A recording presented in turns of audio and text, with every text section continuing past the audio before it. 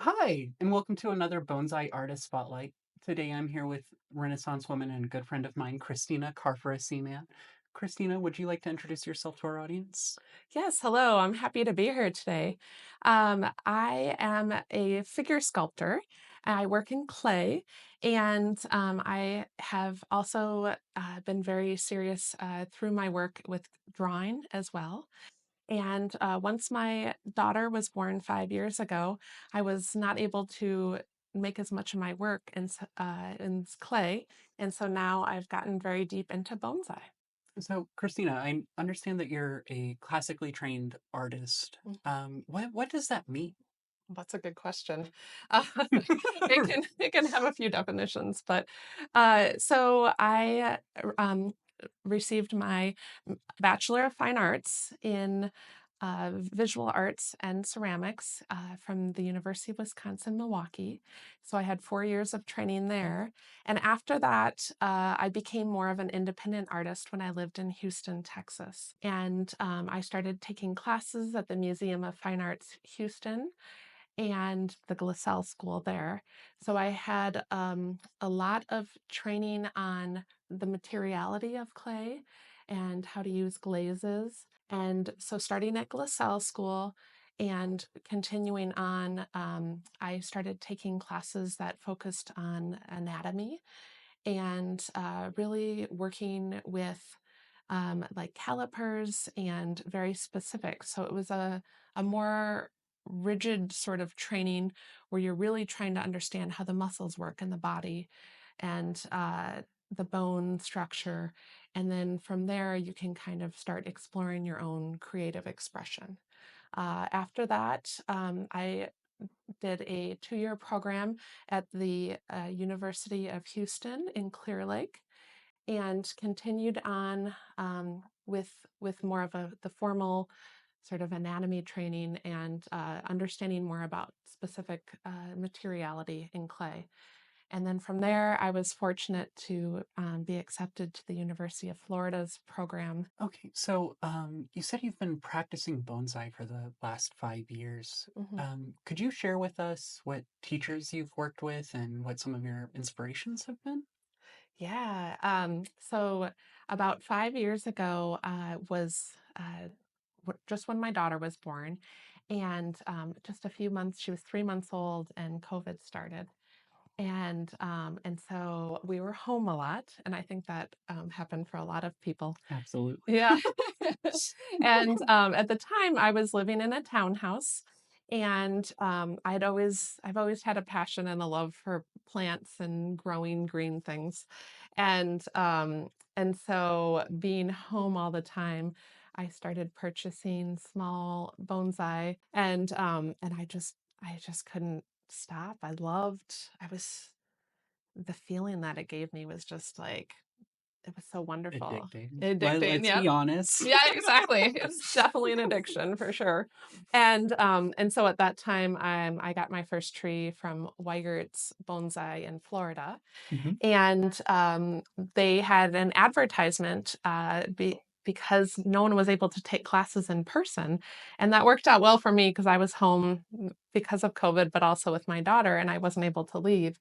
So I got the contact for Mike Lane, who lives in Florida, and that was like my best decision ever was to start working with Mike. He is the most kind, patient person, and every time I leave our class, I feel so inspired. I've learned so much about horticulture and how to care for plants, and we're studying more subtle nuances, but I credit him for the foundation of my bonsai and my understanding. When you say you're studying more subtle nuances, what Mhm. what do you mean? Well, I think Sorry, I know that's pretty broad. no, it's a lifelong of learning. I mean, I think in 100 years, you'll never learn everything about bonsai. And so, just taking off little bits at a time, especially if you're starting, we've never run out of a topic. 12 months for, 5 years, we always have a new topic to talk about. And so more recently, we were discussing deadwood, for Mm, example. We talk about display of bonsai. We talk about We go into a lot of specific species. Last winter, as being a ceramic artist, I've started to make some bonsai pots as well. And so we went for, I think it was a few months, just discussing how everything interacts, the clay bodies. And that was just a few months of studying just that. So I understand Mike actually gave you some feedback for the Deadwood on this European olive. Would you mind sharing what some of that feedback was? Yeah, it was extremely helpful. I learned quite a bit, and each one has its own story. It's very unique. And so, this tree, from what I understand, was collected in California. The European olives were brought over when California was being settled. And so, some of these are quite old, and some of them are, newer, but they do grow very slowly. So, it is harder to achieve that. And Mhm. so, this one was collected and there are many parts of the deadwood here that are natural, and you can see the age. And then there's other parts of this particular deadwood that have been manipulated and worked on by an artist. And you can kind of see on some of the areas back here, they're supposed to sort of look like an insect eaten deadwood to kind of have the feeling of that age. Like boars? Yeah, like boars or other sort of termite insects, something like that. And so those are very consistent, and the size of the holes are very similar. And so that is something that would denote something that's not actually natural that a person had made on that. Some artists choose to do the burn marks or to choose to burn the edges to sort of soften them. So, I see you down at First Branch a lot. I Mhm. know that you study with Todd Schlafer. Would you mind sharing a little bit about how long you've been studying with him and some of the stuff y'all have been working on? Yes. Working with Todd Schlafer, it's been an incredibly um, enriching experience. I've been working with him about 2.5 years now. My first class that I took with Todd was in the winter, and it was a repotting class. Mhm. And for it sounds like a simple thing, but it was 4 intensive days of learning so many different like important nuances to Yeah. repotting. Since I started working with him I think it was about a year before that, I moved into my current home. So out of the townhouse, still working with tropicals, but now I have a yard and space that I can overwinter my bonsai. And so that opened up this whole beautiful new world of Colorado native species. And so I started off working with the Colorado blue spruce and have worked with Rocky Mountain juniper, and each I've been trying to really dig deep, learning about a species with Todd, and then moving on to another species. So next, I'm going to be working with pines, ponderosa pines, Exciting. probably to start with. You had mentioned doing one of his 4-day classes. Yeah. Coming from your art background, did you find just the level of focus Mm-hmm. a challenge? I know the first time I did one, by the end of day one, I was burnt out and didn't have focus for more Right. bonsai, and that's something I've kind of had to grind out and develop. Have you had a similar experience, or do you think your Mm-hmm. art background has Yeah. prepared you? In that way, I definitely think the art background has prepared me. Other than on a regular basis when I'm looking on a large figure sculpture, some of the ones that I work on maybe in the past would be 16 to 18 hours a day, and I would be working on that same piece for a couple months. Wow. And so it required a lot of focus, a lot of time. And then as I was really fortunate when we were talking earlier about sort of my formal education, Mhm. I took so many workshops and I was able to travel around the country to work with extremely, like mostly figure artists, but other ceramic artists as well. And so the structure was very similar. We would travel to a place. One in Colorado is called Anderson Ranch Hmm. Art Center in Snowmass, Colorado. And so when you go there, those are usually 1 week to 2 week long intensives that are Oh, similar wow. to Todd's class. You do it every day, all day. And so this felt very comfortable for me. And I was definitely eager to, I had taken a break with my children being toddlers. And so it was wonderful to get back into that intense, sort of creative making all day long. Absolutely. It was incredible. Yeah. You had mentioned traveling for some of these art intensives. I know that you've been able to actually travel extensively throughout the world. Hmm. Would you mind sharing a little bit about how that has influenced your art style? Yeah. Yeah, absolutely. Um, at this point, I think that traveling and making art are just integral to one another in my particular practice. Most of my work is informed by experiences from my travels. And when I talk about that, I started when I was in high school. I was able to travel with my French class to France for a summer. And that was really made a huge impression on my outlook on the world and just sort of understanding just the way I saw the world. And so in undergrad, had another opportunity to spend a summer with the university traveling in Peru. And Lovely. yeah, we spent a lot of our time in Cusco in the Andes region, but we also spent about a week and a half in the Amazon rainforest as well. And seeing just the diverse work and the way that the art specifically and the culture varied between the Amazon and the Andes. Uh, it was, I was about 20 years old and it just completely opened up my eyes and the world. And after that, I couldn't stop. So in one of my graduate programs, I spent a summer studying in the Czech Republic. And that was wonderful. I was in Prague predominantly in a town called Pilsen where the university was. Yeah, and we did printmaking and art, and which were things that sort of I was able to bring back into my other work and incorporate.